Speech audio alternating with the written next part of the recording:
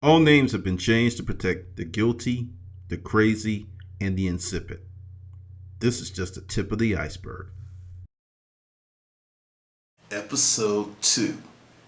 All single mothers are not the same. Someone put this in the comments, and I definitely have to talk about it because that is one of the most overused terms in all of Craigslist. You put your ad up on Craigslist, you get that phone call. This is something that happens a lot when you're a volume seller on Craigslist, or you may not even be a volume seller. It can happen to you. You've got your item up on Craigslist. You're fielding phone calls. Then you hear that female voice. And you can feel it. They're kind of working it. A little body blow there, a little soften you up for the knockout punch, which is, I'm just a single mother and I'm just trying to make ends meet. I never fell for the okie doke. Usually, I understand that everyone has some game. Everyone's trying to get the best deal possible. But some of these women took it a little too far.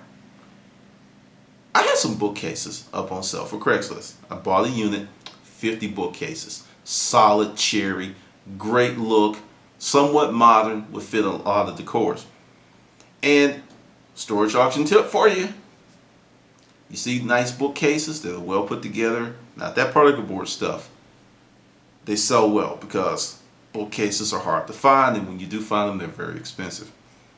Had the bookcases on there, and also another tip for you. If you have 50 bookcases, if you put up that you have 50, generally people are going to try to beat you up on price because you have so many and they think that you're trying in a hurry to get. So I only had put up two. So I had these 2 bookcases up on Craigslist, and I got this phone call from her, and she was like, oh, I love the bookcases, I really need them, but I'm on a budget. Body blow number 1. Talk a little bit more, and I was like, they're great, they actually look better than they do in the picture, which was true. Oh, I know, but this is Craigslist. Body blow number 2. And I was like, okay, we're talking everything, and she's like, she was like, oh, so what's your best price? And I said, look, this is how I operate. You show up, I'll make you a deal. But until you actually ascertain that you like the item, all this talk about price really doesn't mean anything, because if you don't like it, you're not even going to pay a penny for it. She's like, that's true. Well, I'm a single mother. I just try to do the best that I can. Then at this point, I was like, okay, well, understand. If you're going to come, you need to come in the vehicle or actually get some help, because I'm telling you, you like these bookcases, you're going to want to take them with you, and you need to set that up. And she said, no, I have an SUV.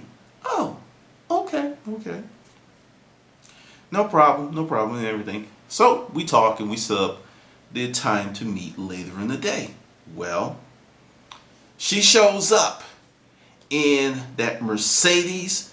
Let me be really clear, that brand new Mercedes SUV, which is like 80, 90 grand. Brand new, still with the dealer tag on it. I said, okay. So she comes in, she hops out. Let me tell you how she hopped out. She hopped out in some 4-inch heels, which I'm going to say are Christian Louboutin, because they had the red bottom. They call them red bottoms, but they're like really Christian Louboutins. That's that ghetto way of saying Christian Louboutin. But anyway, so she jumps out with those on. She's got on this nice outfit, very shapely, very nice looking woman. She comes into the warehouse, quickly clack, clack, clack, and she sees the bookcases, and then she sees other bookcases. And she said, you didn't tell me you had more than 2. I said, well, you're just a single mother, and I didn't really want to try to stress you. And she just like, you're right. At that point, the barracuda, the shark comes out. Well, it's like I run my own PR firm, blah, blah, blah, blah, blah, and I'm opening up an office, and I need this, and I need this, and I need this, and I need this, and I need this. And that whole single mother act just went out the window because, all right, she drove up in the Mercedes, brand new. She knew I saw it. So for you to sit there and try to perpetuate that you're broke, that you're struggling, and you're getting out of that vehicle that still has the new car smell. You know, like when the engine is still setting in, it still had all that smell. I'm just sitting there like, so essentially she comes in and she's like, okay, and she says, I have office furniture there, I've got desks, L groups and everything, and she like needs this stuff. And then she tries to revert back to single mother, I'm a poor little woman. I'm like, and at that point I just look, let's be real. You're a businesswoman, right? She said, that I am. I was like, cut the shit. Okay? If you need this stuff, make me a fair price. I'll make you a good offer. But all this wink, wink, bat, bat, twitch, and shaking your ass, they ain't gonna work with me. Because, and this is what I told her. I was like, my girl is way finer than you. What did I say that for? I have said that because typically when you get really cute women in that's trying to flirt, it will switch from you trying to make money to you trying to, maintain your ego or whatever. And I just learned that women have egos too. And when she heard that, she said, oh, really? You got a picture of this one? Pull out the phone. Bam! She said, oh, she's lovely. I said, yes, she is. Now back to business, baby. Oh, I don't know. It was just like then the flirting started, then all this other stuff, because she was put on point. She did not want to be outdone by this woman that she did not even know, which was really funny. But we go back and forth and we're talking and stuff, but I see that she has a valid requirement for this stuff. She really needs it. I have it, and she needs to save money because she's renting space. And she tells me really something really, really important. She's like, yeah, we're doing a build out, which let me know that she wasn't moving into some Rudy Poo stuff. She had actually signed a nice lease, and they were spending money.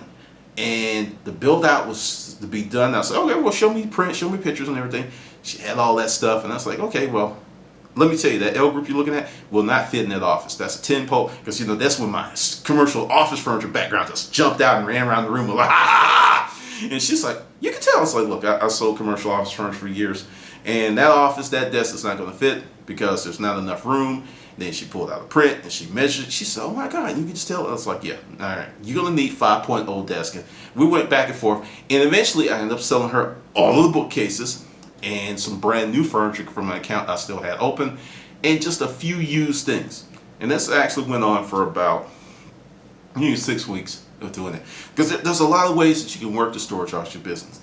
But that was to me the most egregious. I'm a single mom. This woman is a sharp businesswoman. She makes a lot of money, and it was just really funny how she was going to try to work that angle, driving what she was driving, dressing the way she was dressing, and yes, she had a Louis Vuitton bag swung across her shoulder. I'm like, come on, that bag probably cost more than what she paid for the bookcases, just legitimately. Now, single mother story number 2. I had a nice bedroom set up on Craigslist, and it was the type of bedroom set that women like. It was very ornate, it was very romantic, very foo-foo. It's nothing I would have. I don't like that type of stuff for my personal abode. But I got a lot of calls and everything, and people want me to break up the sets. Here's a little tip for you. If you have a complete bedroom set where all the pieces match, do not break it up. You're going to get people, I want the nightstands, I want the chest. What you're going to do on the resale side, on the used side, is you're going to break down, you're going to reduce how much money you can make. You're going to make more money selling that whole set to the right person versus piecing it out. Because dramatically, there's like, well, you're asking $600 for the bedroom set, then the nightstand should be $50 a piece, right? Right? Wink, wink. No, don't do that. Don't do that. If it all matches, it's in great condition, do not part it out unless you have spare pieces from another unit.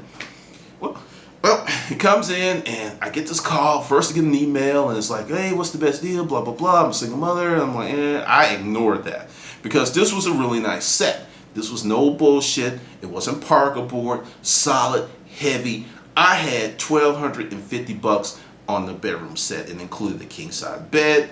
I had the mattress set, 2 nightstands, dresser, mirror, and a chest. Retail on that bad boy was $3,500, but this wasn't retail, so this was a good price. And the beauty is, I bought the unit for only $300. At the bedroom set, leather living rooms, as they said, in living color, more money, more money, more money. But So she comes in on the weekend because, you know, I also would try to sell stuff during the week, and then I would make things that didn't sell during the week part of an ad for the weekend sale. So she comes in and, yes, she's cute, and she's like, you ignored my email. I'm like, she didn't even say hi. She didn't even say boo. She was just like looking at me, and she's like, I'm like, how did you know I'm in charge? She's like, I've been here before.